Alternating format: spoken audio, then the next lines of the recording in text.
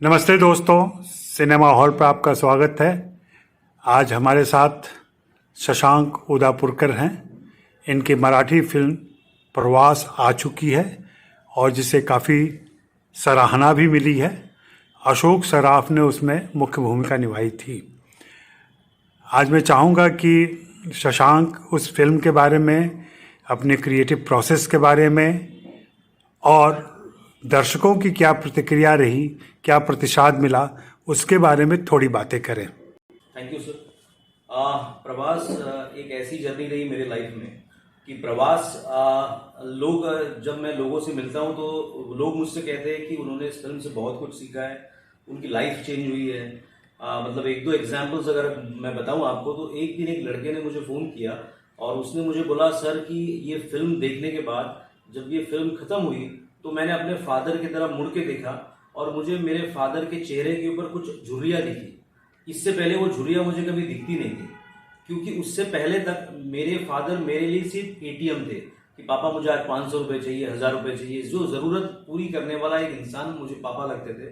लेकिन आपकी फिल्म ने मुझे वो एहसास दिलाया कि फादर की वो जर्नी क्या होती है, बाप अपने लिए, बेटे के लिए क्या करता है, या अपने परिवार को प्रोटेक्ट करने के लिए, परिवार को संभालने के लिए क्या क्या नहीं करता। मुझे कुछ लेडीज़ के फ़ोन आए कि वो उनके बेटे अमेरिका में पढ़ रहे हैं, तो वो बोल रहे थे कि उनको ऐसा लगता है कि ये मेरी फिल्म है।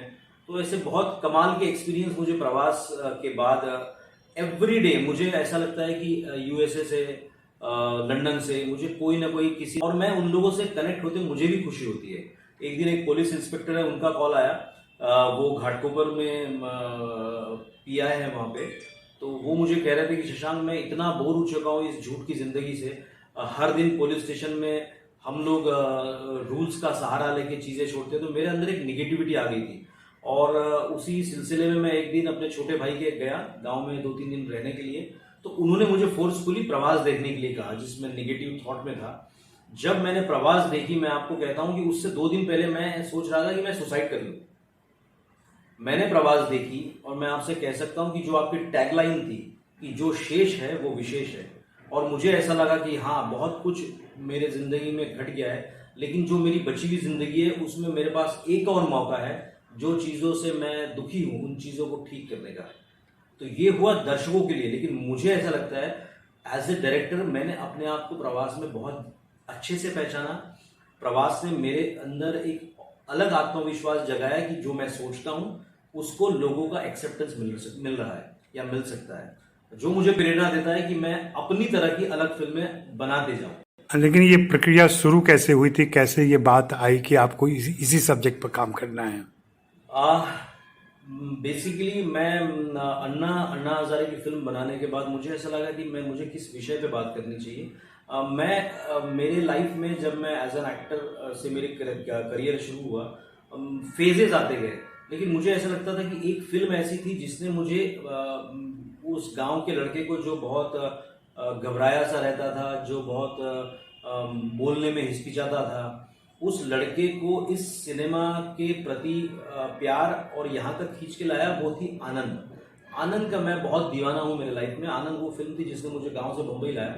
तो मैं सोच रहा था कि उसके आसपास मैं क्या करूँ, और उसी दौरान मेरे फादर खुद डायलिसिस से जूझ रहे थे, और मैं ये देख रहा था कि जिस फादर का हाथ उंगली पकड़ के मैं बड़ा हुआ हूँ, आज वो फादर मुझसे सपोर्ट की अपेक्षा रख रहे हैं। मेरे हर किसी के फादर, मेरे फादर मेरे लिए हीरो थे, सबके फादर अपने लिए हीरो। जब अपने हीरो को आप इतना असहज, इतना ये पाते हो, तो आप झंझोड़ जाते हो। तो मुझे ऐसा लगा कि जो इंसान उम्र के 60 साल तक, 65 साल तक इतने थपेड़े झेल के जिंदगी से लड़ के अपने परिवार को प्रोटेक्ट करता है, शायद हिंदुस्तान के थॉट्स में कुछ ऐसी चीज है कि आप 60 के बाद में आप रिटायर्ड हो गए, बस आपकी लाइफ खत्म हो गई, आप डिपेंडेंट हो गए, अब तो आपको बेटा ही संभाल सकता है, अब आप ये जो थॉट्स थे, मुझे लगा इस थॉट्स पे मुझे भाष्य करना चाहिए, क्योंकि ये बात सही नहीं है। जो 60 साल तक आदमी या 65 साल तक अकेला पूरी जिंदगी लड़के अपने परिवार को, खुद को प्रोटेक्ट कर सकता है, वो इतना कमजोर नहीं हो सकता कि रेस्ट उसकी लाइफ वो खुद के दम पे ना जी सके। अगर उसके लाइफ के जो किरदार है, बेटा है, वाइफ है, बेटी है, अगर उनको उसके इमोशंस की वैल्यू नहीं है, तो कोई जरूरी नहीं है कि उनके इमोशंस में अटक के वो अपने आप को दुखी कर ले। और ये थॉट्स हम यूएसए में देखते हैं, फॉरेन्स में देखते हैं। तो मुझे लगा इस विषय पे इंडियनाइज थॉट लेके मैं आऊं कि किसी भी एज में आदमी कमजोर नहीं होता, और अगर उस किरदार के उस उम्र तक उसने कुछ गलतियां की है तो उसके पास मरने से पहले एक मौका जरूर होता है, और वो था प्रवास। तो विषय तो आपके पास था जी और उद्देश्य भी था, जी लेकिन इसके लिए जो आवश्यक धन और कलाकार, ये दो बहुत मूलभूत ज़रूरतें हैं किसी भी फिल्म के लिए, ये जुटाना आसान तो नहीं रहा सर, क्योंकि मैं इंडस्ट्री से हूँ नहीं। मैं जिस इलाके से आता हूँ, हमारे इलाके में, उस इलाके में पिछले, मुझे लगता नहीं कि कोई और एक्टर है। तो यहाँ आके अपनी अपने लिए जगह बनाना, मुंबई में खड़े होना, ये भी एक जद्दोजहद होती है। मकान ढूंढने से लेके तो रास्ते ढूंढने तक तो आसान नहीं था। पता नहीं, एक विश्वास हमेशा से रहा है कि अगर आप अच्छी नीयत से कुछ भी कार्य करते हो तो खुदा आपका साथ देता है। ये विश्वास मेरे में पहले दिन से आज भी था। तो मुझे लगा कि अगर मैं ईमानदारी कहा, क्योंकि मैं एज एन एक्टर बहुत फिल्में कर रहा था, लेकिन उन फिल्मों से मैं इत्तेफाक नहीं रख रहा था। मुझे ऐसा लगता है कि सिनेमा एक बहुत स्ट्रांग माध्यम है। सिनेमा आपके सोसाइटी को बना सकता है, बिगाड़ सकता है। बिगाड़ने वाली बहुत फिल्में हमारे सामने आ रही है, तो बनाने वाली फिल्में बनाने की हिम्मत बहुत कम डायरेक्टर्स इसलिए करते हैं कि घबराते हैं, अगर वो सिनेमा ना चले तो क्या होगा, और उसके रिपरकेशन भी बहुत स्ट्रांग है। आपको फिल्में नहीं मिल सकती। लेकिन मुझे लगता है अगर आपने सबसे बड़ा रिस्क तो ये है कि आप इस लाइन में आ गए जिसमें कोई सर्टेनिटी नहीं है। फिर ऐसे वक्त जब दाव लगाना हो तो दाव पूरा लगाना चाहिए, आधे दाव नहीं लगाना चाहिए। तो मैं प्रवास पे स्ट्रांग था। ये फिल्म मैंने अमित जी, श्री अमिताभ बच्चन को मैंने कन्विंस करने की कोशिश की, उनके ऑफिस से मिला, एक दो बार मुलाकातें हुई, समाउ चीजें बन नहीं पाई। जो मुझे समझ में आया कि ये जो विषय है, ये मराठी में इसको बहुत सराहा जाएगा। और मैंने एक दिन एक इंटरव्यू देखा अशोक सराफ सर का, जो मराठी के इतने लेजेंडरी एक्टर है, 350-400 फिल्में कर चुके हैं, 30 साल इंडस्ट्री एक अकेले आदमी ने संभाल के रखा। तो वो कहते थे कि मैंने कॉमेडी बहुत कर लिया है, मुझे कुछ ऐसे रोल क्यों नहीं कोई देता कि जिसमें मैं लोगों के आंखों में आंसू ला सकूं, लोगों को कुछ समझा सकूं। और मुझे लगा ये मेरा वो हीरो है जो मेरे स्टोरी का इंतजार कर रहा है। मैं अशोक जी से मिला और मैं आपको यकीन दिलाता हूं, मैंने उनको सिर्फ एक लाइन में स्टोरी सुनाई कि मौत के दरवाजे पे खड़े आदमी को जब जिंदगी का सही रास्ता पता चला, उसने अपने पत्नी के साथ किया हुआ छोटा सा सफर, ये प्रवास मतलब सफर। उसी मोमेंट अशोक जी हुक हुए कि there is something different in your subject, I am on for it, और रेस्ट इज द हिस्ट्री। अच्छा, आप अभिनेता भी हैं और खुद निर्देशक भी हैं। अगर अपनी फिल्म में आप स्वयं होते हैं तो वो कितना मुश्किल या आसान होता है? सर मुझे ऐसा लगता है, मेरा पर्सनली ऐसा मानना है कि वो आसान होता है। उसका एक कारण है मेरे पास। सबसे पहले मैं एज ए लेखक फिल्म लिखता हूँ तो वो किरदार मेरे अंदर रच बस जाते हैं। फिर एज ए डायरेक्टर मैं उस पर सोचता हूँ तो वो किरदार और ज़्यादा सीमेंटेड होते जाते हैं मेरे दिलो दिमाग पे। और अगर उसी किरदार को मैं निभाता हूँ तो मुझे ऐसा लगता है, अगर मैं अच्छा अभिनेता हूँ तो मुझे लगता है अगर मैं एक्सप्रेस कर सकता हूँ थॉट्स को, तो एक्टर को किसी भी लेखक की लाइंस डायरेक्टर के पॉइंट ऑफ व्यू से पर्दे पे पहुंचाना, यही एक्टर का काम होता है। जैसे हम इलेक्ट्रिक में कहते हैं कि there is some transmission loss, जब इलेक्ट्रिसिटी यहाँ से वहां जाती है तो ट्रांसमिशन लॉस होता है। तो मुझे ऐसे ही लगता है जब किसी की कहानी कोई डायरेक्टर कहता है तो उसमें कुछ एसेंस डेफिनेटली खत्म हो जाता है, क्योंकि राइटर 100% उस डायरेक्टर तक वो थॉट्स कन्वे नहीं कर पाता। और फिर वही जब एक्टर तक आती है तो बेहतरीन मंझे हुए एक्टर तो उसको और पॉलिश कर देते हैं, लेकिन कुछ जो कम मंझे हुए होंगे, हो सकता है कि वो उसमें ट्रांसमिशन लॉस जाके उसकी वो किरदार को वहां तक ना पहुंचा सके। लेकिन अगर राइटर, डायरेक्टर और एक्टर सिंक में है और वो उसको सामने तक पहुंचा सकते हैं, तो मुझे लगता है किरदार का करेक्ट एसेंस लोगों तक पहुंच सकता है। और इसलिए मुझे बहुत आनंद आता है। मैंने संभाजी जैसा किरदार किया जो कि मेरे पर्सनल चरित्र से बहुत डिफरेंट था। मैं ऑलवेज पीस में बिलीव करता हूँ और वो वॉर फिल्म थी। मैंने जब अन्ना जी का किरदार किया तो मुझे लगता था कि मेरे लिए सचमुच आसान है, क्योंकि मैं करप्शन से नफरत करता हूँ, मैं सच में बिलीव करता हूँ। तो मुझे लगता था कि उस किरदार के मैं बहुत नज़दीक हूँ। वैसे ही मैंने जब प्रवास में ये रोल किया है तो वो किरदार मेरे जैसा नहीं था। मेरे लिए मेरे फादर भगवान थे। मैं किसी भी मोमेंट में दुनिया की मुझे कोई भी शक्ति मिल जाए, मैं मेरे फादर का हाथ छोड़ के एक मिनट के लिए भी नहीं जाऊंगा। लेकिन चूंकि मैं राइटर था, चूंकि मुझे किरदार पता था, डायरेक्टर की एक्सपेक्टेशन पता थी, मैंने कोशिश किया कि उस किरदार को पर्दे पे जितने अच्छे से मैं कर सकता हूँ मैं करूँ। महाराष्ट्र में मराठी सिनेमा में नए निर्देशकों के फिल्मकारों की एक नई पौध आई है जी।